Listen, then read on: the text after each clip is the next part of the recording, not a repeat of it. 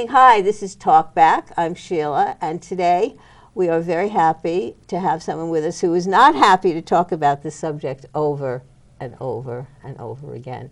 What am I talking about? I'm talking about the increase in anti-Semitism attacks in New York, all over America, all over the world, that has come to our attention in the last few weeks. So, our guest is Carin Savel. Hi, Carin. Hi, Sheila. Nice to see you again. Great to have you here. You are the Executive Director of the Jewish Federation of Eastern Connecticut.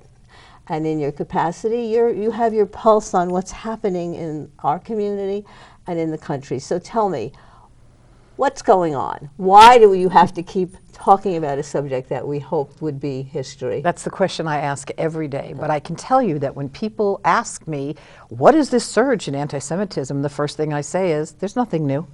This has been going on for decades, for hundreds of years.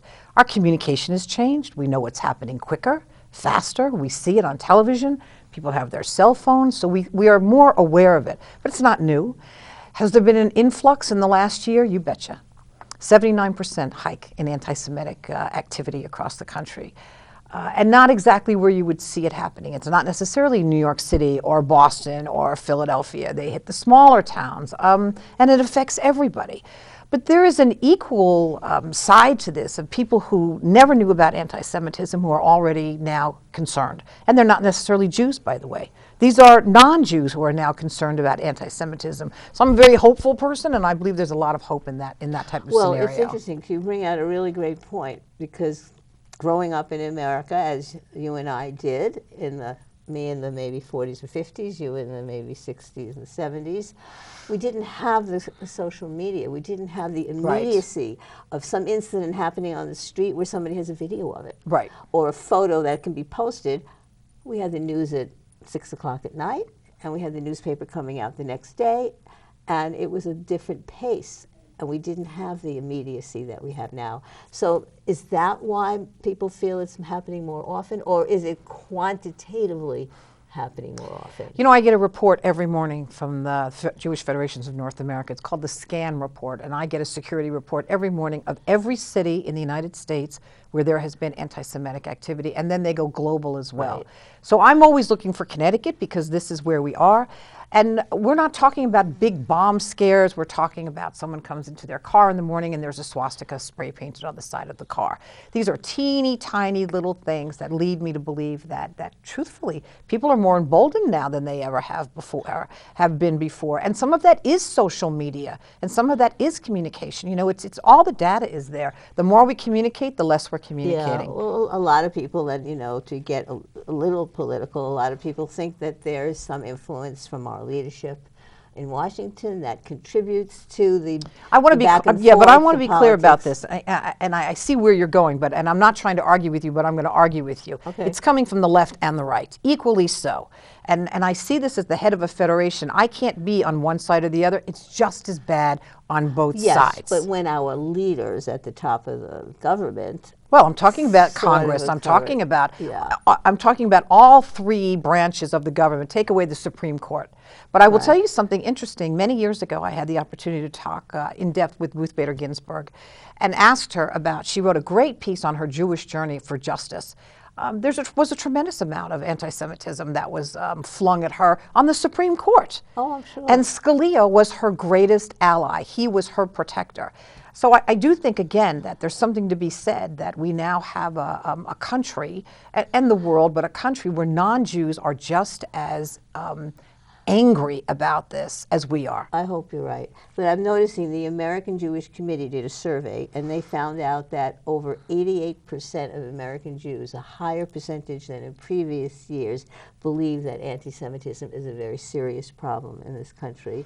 And 90% say it's gotten worse than it ever has been. And this is interesting. 1 in 3 American Jews personally have been felt targeted in the past 5 years. 1 in 3, that is a very, very high percentage. It's not new. It's not new. Not new. I grew up in New York. Yeah. I raised a family there. We were all, I'm not even going to say victims of anti-Semitism. And I also think that that's a mindset that needs to change. We are not victims. We are not. Not only are we survivors, we're the strongest as a people we have been probably ever. And these are times when we can take action. You know, there's an interesting thing. I raised a son who was who had anti-Semitic acts perpetrated on him. I grew up the same way, and we grew up in the boonies. Grew up in New York City, you know, where you would think this would never happen. And I have a strong belief in this, and this is I try to impart this. Every time something happens to you as a Jew, and someone says something to you that's anti-Semitic, that's anti-Jew, that's anti-Israel, that's anti-anything, you have the same three choices all the time. I believe this. First of all, number one, you can ignore it. You really can. You can walk away if you want to. Number two, you can fight. You can say what's in your heart. You can fling it right out at them. Or number three, you can educate them. And I can't tell you in any particular instance which is the way to go. But I do know I have to make that choice every time something happens to me. Every time someone says to me, "Are you from Jewland?" I have an opportunity with those three choices, what I choose to do. Right, yeah, and that's an interesting comment, because it's very hard to know which reaction to do. In Exactly, each you have to incident, assess. It's Right. very difficult, and a lot of people are frightened. Another one of the statistics was 25% say that there are certain events and places that they are deathly afraid to go to for their safety. Like what? Because they're Jewish. Whether it's a synagogue or a movie theater or whatever. It's interesting you talk about New York City, because I grew up there also, and when I was a little girl, I lived in a very mixed, diverse neighborhood. Lots of Jews, synagogues, Catholic churches. My Right. little friends were Catholic. I got called a Christ killer by my little Catholic friends. Of course. And I would go home and cry to my parents, and they would try to explain to me why I shouldn't be worried, that I'm not going to go to hell because I didn't believe in Jesus. On the other hand, I went to the Catholic church with my friends. They came to synagogue with me. There was something about New York City that where I felt a certain envelopment, that there was a certain comfort level, which I didn't feel when I moved to Massachusetts or Connecticut. So Well, that's it's another absolutely thing. different. But now in New York City, maybe there's a different feeling, which is unbelievable, because 1/3 of the people in New York City are, or not 1/3, Not a but third. about 2 million. We wish, out but there's out a lot of seven, us. There's a lot of big us there. percentage. You know, I'll tell you something. I'm the executive director here for the Federation. I came from Raleigh, North Carolina. I was the CEO there of that Federation. Before that, I ran the JCRC, which handles anti-Semitic episodes in Springfield, Massachusetts, at that Federation. In between that time, the 7-8 years that I have done this, my job has changed ridiculously. I now have to focus at least 50% of my job on security measures so that Jews feel safe. We have active shooter training coming to New London. Amazing. We're doing religious institution training, so you know what to do. But I came from Raleigh. I have the FBI on my speed dial. Who has that? We're not trained for that. We are now. But I have a very clear memory of being in Raleigh and getting that Right. phone call, and they Yeah. say at the JCC that there's car bombs there. They said, "You've been trained, get the children out, we will take care of the car bombs." You know, whether you're getting a letter from somebody, it doesn't matter what form it takes. Right. It's not easing up, but it's never eased up. We just know about it more. Exactly, and it's important that Americans who want to help the situation know the history, know the fact that all throughout history, for the thousands of years Right. since the Jews had to leave Israel and their kingdom of Israel and have been dispersed all around the world in the diaspora, they have been persecuted, scapegoated, expelled. But we're not victims from now. every- Yes, but we are every no longer place. victims. And I want to be very strongly clear about that. We marched in New York recently. I think we took 10 of us from Eastern Connecticut. I met some of my New York buddies there. Out of the 10 of us, 6 of us were Jews and 4 were not. And they marched. Everybody marched, and we spent the entire day. We had the opportunity. I took a young lady that just started work at the Federation who'd never marched in a march like that. And then I took another friend of mine locally as well who was not Jewish, who had never marched for Jews. You know, it's all about changing people's minds. That same woman who was not Jewish, who marched with us, is now on Facebook, and she's looking at all of the things at the 75th anniversary of Auschwitz. I mean, she is now paying attention to what's going on. Recently, we took a busload of 44 high school students to the Jewish Heritage Museum to see the Auschwitz exhibit. You know, we have a secondary problem, no surprise, of Holocaust denial in this country. Thank God, Connecticut is one of the 11 states that's mandated Holocaust education. But the reality is that the percentage is high of people that don't believe the Holocaust even happened. So we bring these 44 kids to the Jewish Heritage Museum. There were only 6 Jews. Nobody else was Jewish. But when those kids came back, they had a real grasp on our history, on what had actually happened, and they became our advocates. So when someone turns around and says to them, that didn't happen, those pictures are doctored, it's fake news, all of that, they say no. Yeah, well, I was there, I saw this. It is amazing how Holocaust denial, not despite legislators that have said it's a crime. In Germany, it's a felony, it's a crime to speak about Holocaust denial. But it's still amazing how we do not have, I believe, enough education in our schools in America, enough civic education and enough studies about it. And many curriculum around the country are getting rid of some of the Holocaust dates. Because you know what? When they start world history, they never make it to World War II. You know, they start and the semester ends and they don't get to the seminal, most important thing that happened in the 20th century. Well, you know, the Federation here is running a program called Encountering Survivors. In the high schools where these kids are getting to see not necessarily Holocaust survivors, because there's so few left, but the children, the adult children, to say, this is what happened to my mother, this is what happened to my father. And it is so important that these kids hear this. And if you're interested, and we can talk another time about it, there's plenty of federal legislation coming up, because this is the time. There is a Senator Langford. Senator Blumenthal is doing something. We've had long talks with Representative Courtney. He's on board to put some real teeth into some legislation to get funding for Holocaust denial. There is legislation going through, and I know National Hadassah is lobbying for it. For more education, more collaboration between education, law enforcement, and so forth. Yes, these things are all important, and they're going through the pipeline, but haven't materialized quite yet. So it's important. You mentioned the Auschwitz. So as we sit here taping the show, people will watch it in subsequent weeks. Today happens to be January 24th, but on Monday, January 27th, is the 75th anniversary of the liberation of Auschwitz by the Soviet troops. And it is International Holocaust Memorial Day, which interestingly, we don't commemorate much in America. In America, we do what the Israelis do, which is the Yom HaShoah, which generally is in April, and that commemorates the fight at the Warsaw Ghetto. So this International Holocaust Day on Monday, January 27th, will see the world and the United Nations making a commemoration. Well, there's hundreds of national leaders and global leaders coming to this summit to, not to celebrate, but to commemorate. The Jewish Federation of North America, we have all of the federations will be meeting in New York this weekend, Sunday and Monday. And Monday, they will absolutely take a large moment of silence. It will be a time of silence, because we're meeting there to talk about security. And we're meeting there to talk about anti-Semitism and what we can do in our communities. But you know, if you've been in Israel during the Yom HaShoah, you know that people get out of their cars, they stop, and for a minute, the sirens go, and you have a moment of silence, of remembrance. I don't know if they're going to do that on January 27th. They'll probably do it at the commemorations, but wouldn't that be amazing if every country in the world at that moment stopped and took a moment of remembrance? That would be phenomenal. But you know, I urge people, go on social media, because if you're on Facebook and you're following Stand With Us, or you're following any of the major Jewish groups, you're going to see all the video of what is going on. They just had a group of survivors go over to the wall, actually, to celebrate the ones who were bar and bat mitzvahed at Auschwitz. I mean, it was the same. I have a cousin who lives in Tel Aviv who was bar mitzvahed in Dachau. So there was life there. Things were happening there. It's going to be an incredible day. So, you know, it's interesting, in looking in some of the articles that I looked at before chatting with you about this, it's interesting that there are 3 levels of anti-Semitism all throughout history.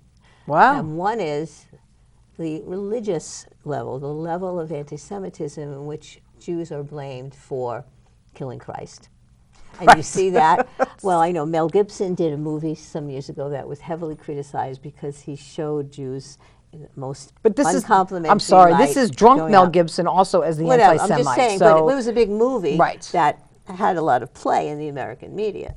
But that was just one example. Right. And as I said, when I was growing up, I got called a Christ killer. You killed Christ. You don't believe in Jesus. You're going to hell. That thing. Right. And of course, all throughout history, Jews many of them had to convert or be killed if they did not convert to Christianity. So that's one of the threads that has. And even when the Jews, I was reading Peter Stuyvesant of New Amsterdam, before it was New York City, it was New Amsterdam. The governor, Peter Stuyvesant, called the Jews a deceitful people. So there was a thread of anti-Semitism from the very beginning, even in this country. So that's one thread. And the next thread is the thread that the Jews are international plotters of taking over the world and the monetary system, which is unbelievable. And Hollywood. Let's not forget Hollywood. Yes. But it started way back in the 1700s, 1800s, because Jews could not own land. Right. So what did they do? Through their cohesiveness with the Torah, they were learned, they studied, they read, they believed in education through that Torah study. And so they couldn't own land, so maybe they became the accountants, the advisors, the ministers, the money lenders, because it usually was not allowed otherwise. And so that's the second thread, that Jews are money grubbing, and you see that in Shakespeare, right? You see that in a lot of the slurs that people make about, somebody said, a politician in a state in the Midwest, I think it was Indiana, a mayor, used the expression, I'm going to Jew you down. Oh, that's been said to me. It's been said to me. I think she had to resign, or she was chastised somehow for that. So that's one big thread. And then in the 1920s in America, we had Henry Ford, the great automobile manufacturer, had the newspaper. Charlie Chaplin, Henry Ford, had yes, the major Dearborn figures. Independent newspaper that published the Protocols of Zion, that believed there was an international conspiracy of Jews going to take over the world. So there's that thread of it, and there are people who still believe that, as you said, Hollywood, the entertainment field. I have to say something interesting about this. There's data on this as well, that the symbols that people use to portray anti-Semitism, whether they spray a swastika or whatever else they're doing, actually fall into the same category. When Malcolm X, the movie, came out, and all these little kids started buying T-shirts with X's on them, and then you would ask them, do you know what this is? They'd say no. And if you ask the people what this means when they're putting a swastika on there, they say no. They don't get it. They get some of it. I've had people, I don't know if this has happened to you, but I've been in conversations with people where they say, oh my God, that guy was so tough. He was such a Nazi. And I think, really? Did you even know what that means? Well, I think they just use that term, Nazi, a bad guy. But it's not okay.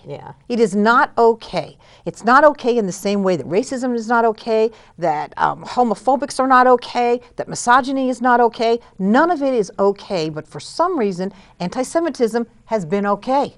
But it is not okay. And it's up to us as individuals, and that's where I go into the education part. And I'm not a goody two-shoes. I get as angry as the next Jew. I don't like it. But I'm not done fighting. I'm not done letting this go. So I will educate. But here's the third level. So we got the religious, the money aspects. We're going to take over the world. Right. Okay, economically. The third is the most important, I think, because it's the sense that Jews are outsiders.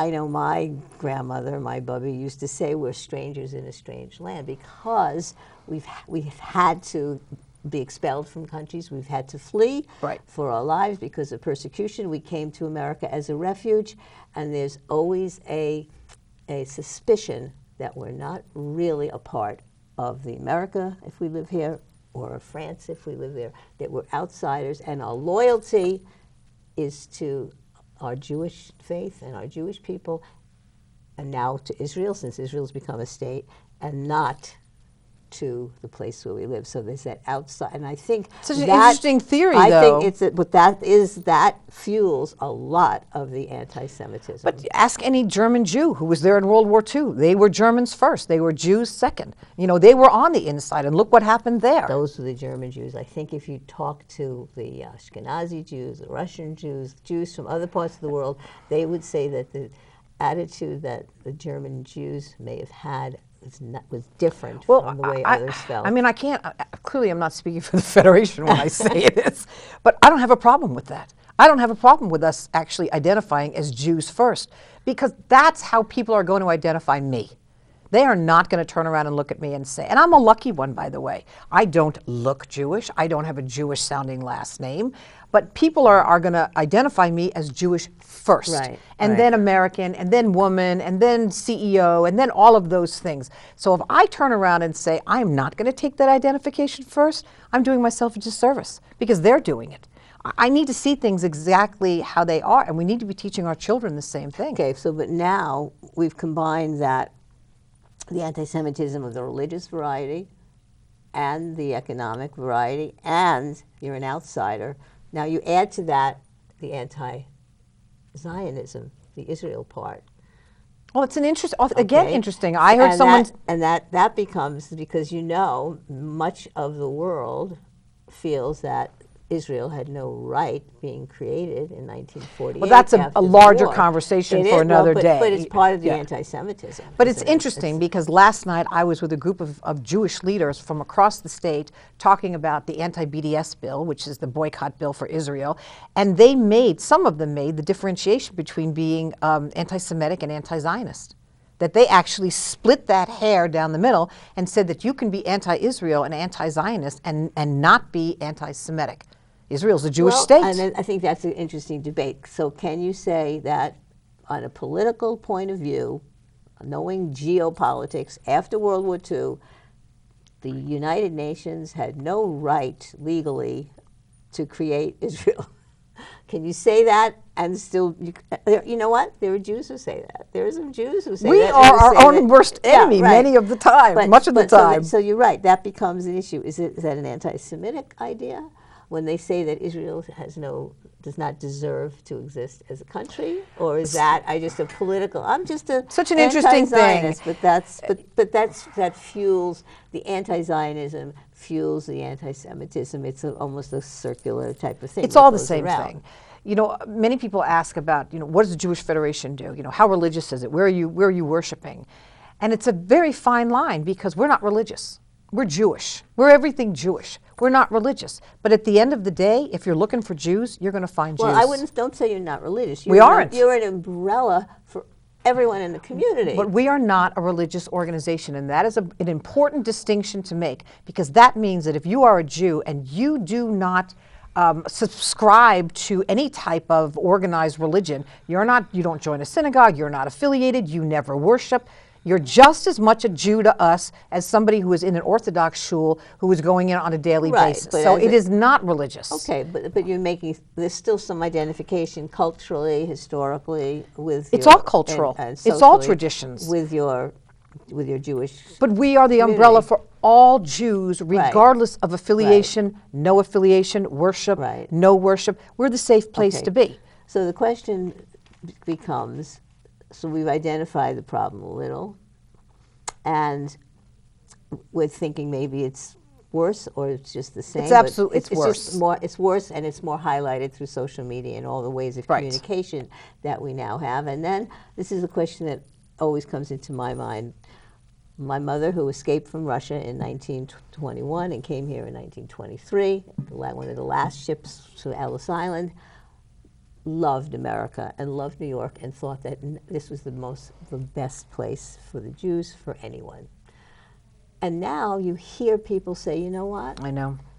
Maybe it can happen here. Yes. And that seems to be a change. Yes. That seems to be a change. So I hear that a lot, and I don't necessarily disagree with it. Okay. Which the word of the day is vigilant. Okay, so that's the next question. We have to be vigilant, we have to fight, we have to educate.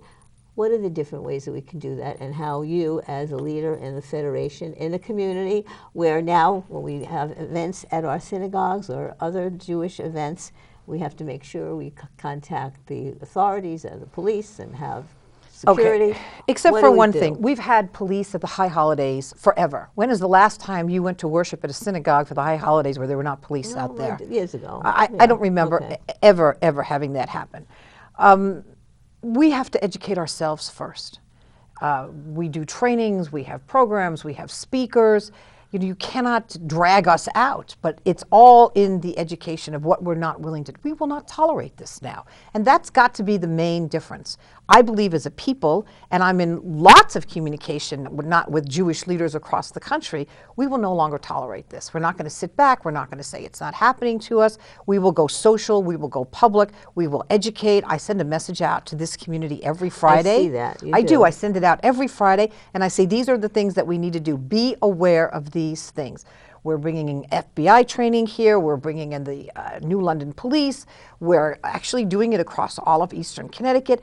We're doing it in the high schools. We just keep doing it. We ask for people who want to get involved. We have outside speakers come in. I send our own volunteers out for training so that people understand what is going on. And we lobby heavily in Hartford at our capital, and we lobby heavily in Washington, D.C. And the difference is people are listening to us now, where they were not listening to us before. And it doesn't have to do with, well, it always has to do with campaigns and it has to do with getting elected. But the reality is that people are listening. I have a greater fear, I have to tell you, and I know a lot of people will not agree with this. I have a greater fear that if people don't start listening to us on a legislative and a national congressional level, that we'll start arming ourselves. That we'll be the ones in the synagogue when somebody breaks in, that our rabbis are going to arm themselves. I mean, we cannot go down that road because there's just a bigger, better gun someplace else, isn't there? I mean, where does that end? A lot of people agree that should happen, by the way. That argument is up for grabs. Of course it is. There are a lot of people saying, I don't believe in guns, I don't think we should have them, but I'm not going to send my kids to school and wonder whether they're coming home or not. Right. And so I'm going to roll you back, though. When I was in hard. Raleigh, we had an Orthodox rabbi, and a man walked into his temple, his shul. He wasn't familiar. He didn't look right, whatever. And the rabbi went over, and instead of saying to him, welcome, he said, what are you doing here? And the man got belligerent, and the rabbi wrestled him to the floor and beat him up. That's not the answer. This was a guy who was just checking out an Orthodox shul.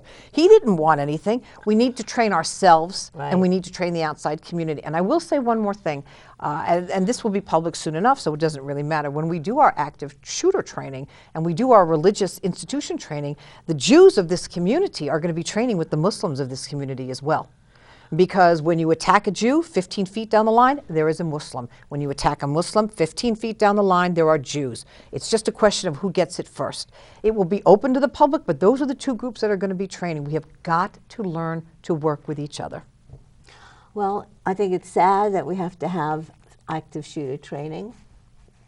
And it's sad that it seems to be a problem that we just can't get rid of. So maybe that's just the fate of the Jewish people throughout history. Except now we're not sitting back. Well, I don't believe that we're silent anymore. I believe that we are the strongest we have ever been. I know it from what I hear from people. I know what people are not willing to tolerate. There's very little ignoring anymore. There's very little walking away anymore. Okay. I get calls daily. Can you take care of this? Can you talk to this? Talk to the newspaper. Every time the Day posts a picture that is anti-Semitic and they don't understand that it is anti-Semitic, I have to call them up. Okay. So what can every citizen in this community do who's listening to you talk? What can we do tomorrow, today? First of all, you have to be vigilant. But don't take matters into your own hand unless you've been trained, unless you understand how to do this. Sometimes anti-Semitism is just stupidity. It's ignorance. People don't know. I went to buy a car and they said, let me see if I can Jew down the price for you. He's trying to sell me a car. He's just ignorant. Well, it's in the culture. It's a stereotype. Exactly. So you be vigilant. Make the phone call. You can call your local law enforcement. They are trained and waiting for you. You can call the Federation. You can call the rabbi at your synagogue. Don't do this by yourself, but be vigilant. Write things down when you see them. Take pictures. Everybody's got a cell phone with a camera in their phone. Make sure you document things. We're not impotent here. We're not the victims here. We can actually have the opportunity now to be the heroes in our own story. Okay. We can do that. Okay, that's great. And we did not, as you said, get to the other issue of the BDS, the movement in our colleges and universities, a lot of the anti-Israel propaganda that is going on there. Well, I would love to come back and talk about anti-BDS. We'll have another discussion about that issue. So, unfortunately, this is a never-ending topic. That's for sure. And so, Carin, how can people reach you and reach the Federation? Well, they just look up the Federation online. You can call them. If you go on the website, my cell phone is on there. I'm reachable. Okay. You can reach so me through the office. www.jfec.com. Right, jfec.com. They can reach us there. Anybody that you call is okay. I mean, call the Federation. We can help you there, Okay. but reach out into your community. Okay, so the most important lessons are don't be victims, be vigilant, be educated, and take action. take action, and don't stand alone. Join others. You should Exactly. March, show solidarity Exactly. in everything that we do. Thank you so much. Thank you. This has been great. We'll be back next time with Carin talking about the anti-Zionism movement, which is another very, very important thread in what's happening in the world today. See you next time on Talk Back. Good night. Thank you. Thank you. Okay. This was pretty good. Did you enjoy it? Yeah.